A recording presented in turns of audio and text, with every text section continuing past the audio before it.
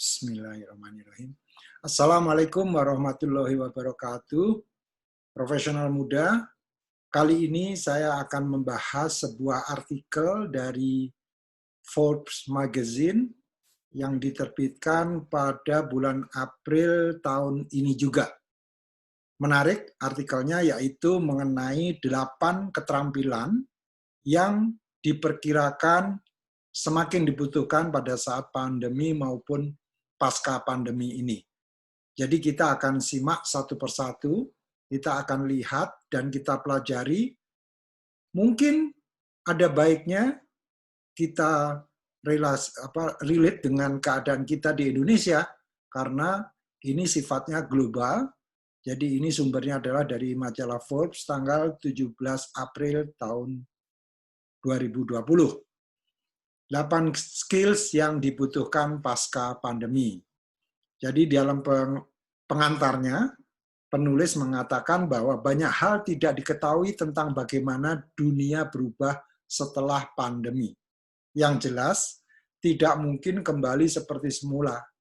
Tempat kerja kita cenderung berubah, demikian halnya dengan keterampilan yang dibutuhkan oleh perusahaan atau institusi di mana kita bekerja. Ini yang menjadi topik bahasan kita, dan kita mau lihat sebetulnya yang disebut dengan 8 skills itu apa saja. Kita bahas, yang pertama adalah adaptability dan flexibility. Ini lebih kepada soft skills. Satu hal yang pasti, cara perusahaan beroperasi dan bekerja akan berubah. Dunia sudah berubah dengan cepat, tetapi pandemi ini mempercepatnya. Seseorang yang akan berhasil dalam dunia pasca pandemi harus mampu beradaptasi dengan tempat kerja yang terus berkembang dan memiliki kemampuan untuk terus memperbaharui dan menyegarkan keterampilan mereka. Jadi kuncinya memang pada bagaimana kita selalu bisa beradaptasi dengan situasi ini, karena kita nggak pernah tahu kapan pandemi akan berakhir, dan juga kita harus fleksibel dalam pengertian jangan berkutat kepada keterampilan yang sudah ada. Jadi apa yang bisa Anda kembangkan lebih jauh lagi, Anda kembangkan. Terus belajar terus-menerus. Keterampilan kedua yang akan dibutuhkan adalah, dalam bahasa Inggris adalah tech savviness. Ya, jadi artinya di sini adalah keterampilan dalam bidang teknologi, kepakaran dalam teknologi. Ini adalah salah satu cara mempersiapkan diri, yaitu dengan keterampilan teknologi, tech savviness.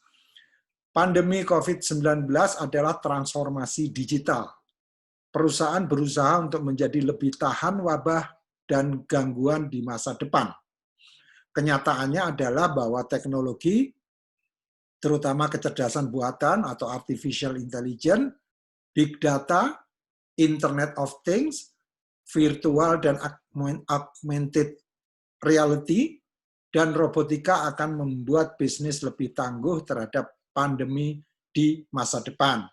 Di beberapa kesempatan saya juga mengatakan adanya blockchain yang akan mengubah dunia, apalagi dengan adanya pandemi ini. Sebelum ada pandemi aja sebetulnya blockchain sudah terbukti bisa mengubah dunia. Keterampilan ketiga adalah creativity and innovation. Apa bedanya? Kalau saya lihat dari Ted Levitt mendefinisikan yang namanya kreativitas itu memiliki gagasan baru. Itu kreatif. Kalau inovasi adalah melakukan hal baru. Jadi beda. Kalau kreativitas adalah lebih ke ide, kalau inovasi tindakan. Jadi kita melakukan dengan cara yang berbeda, itu sudah inovasi. Bisnis yang bertahan mampu memberikan layanan virtual, seperti yang dilakukan banyak penyedia layanan kesehatan atau dengan cepat beralih ke produk baru. Seperti misalnya Mercedes F1, yang telah beralih dari membuat mobil balap ke alat bantu pernapasan inovatif. Kelihatannya tidak ada hubungannya, ya, tapi Mercedes melihat bahwa dari segi profitability, dari scalability, yang namanya Mercedes F1 ini kemungkinan nggak bisa break even gitu. Jadi mendingan dengan kompetensi yang ada mereka mengembangkan, membuat alat bantu pernapasan inovatif dan cocok sekali dengan kondisi sekarang. Di dunia pasca pandemi kita akan membutuhkan kecerdasan manusia untuk menemukan, memimpikan produk dan cara kerja baru. Kreativitas akan menjadi penting. Kembali lagi, kreativitas adalah come up dengan new ideas, sedangkan innovation adalah doing new things. Jadi kalau kita punya ide yang baru, kita harus tangkap ke dalam bentuk inovasi. Kalau tidak, hanya sekedar ide, nggak ada artinya. Kemudian yang keempat adalah data literasi. Sepertinya terhubung dengan yang tech savviness, tapi tidak. Ini lebih kepada, kalau saya mendefinisikan lebih kepada analytical skills dalam melihat data. Perusahaan yang memahami tren, terutama tren bisnis, dan perubahan kebutuhan pelanggan, mampu merespon efektif jika pandemi masa depan datang. Kita nggak tahu apakah ada pandemi yang lain.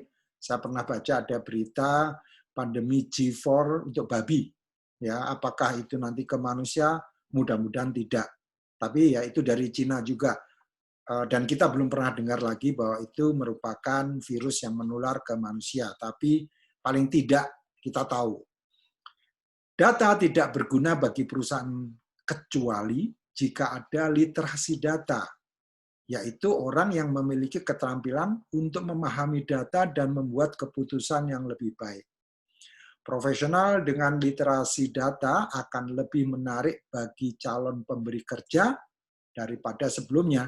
Jadi pemberi kerja sekarang mencari pekerja yang benar-benar bisa menganalisa data dan connecting the dots gitu. Jadi data ini seperti ini, data ini seperti ini, data pelanggan, data produk, data pasar, data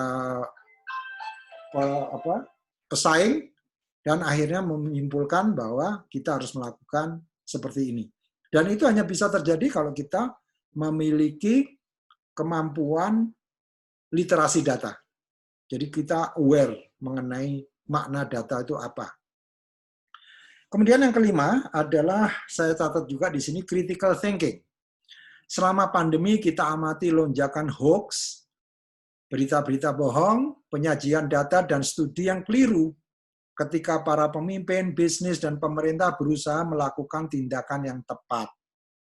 Orang yang secara objektif dapat mengevaluasi informasi dari berbagai sumber untuk menentukan apa yang dapat dipercaya akan mendapat apresiasi.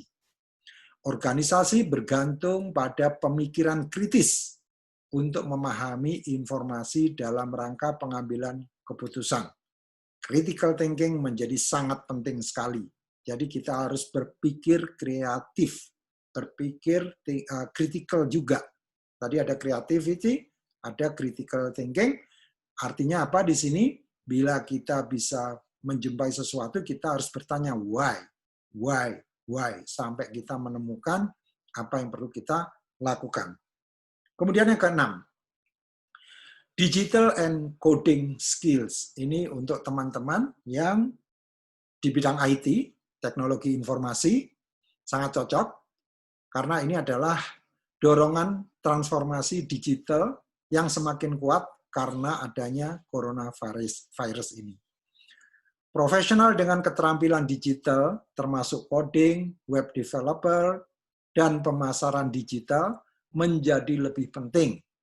Orang-orang yang dapat menjaga bisnis digital berjalan dan berkembang selama kemerosotan ekonomi atau pandemi semakin dibutuhkan.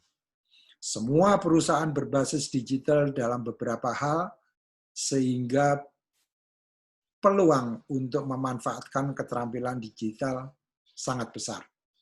Jadi hampir semua perusahaan sekarang go digital, hampir semuanya. Karena tidak ada pilihan, karena mereka harus tetap akses ke pasar. Salah satu caranya ya pasti dengan digital. Ini kabar baik untuk teman-teman yang memang keahliannya atau sekolahnya di bidang teknologi informasi. Alhamdulillah kalau Anda di bidang itu, jadi ini merupakan titik cerah dan siap-siap Anda menjadi incaran banyak perusahaan atau Anda sendiri membuat aplikasi. Saya berharap Anda sendiri yang membuat, bukannya Anda bekerja sama orang lain, tapi Anda yang melakukan aplikasi itu sendiri.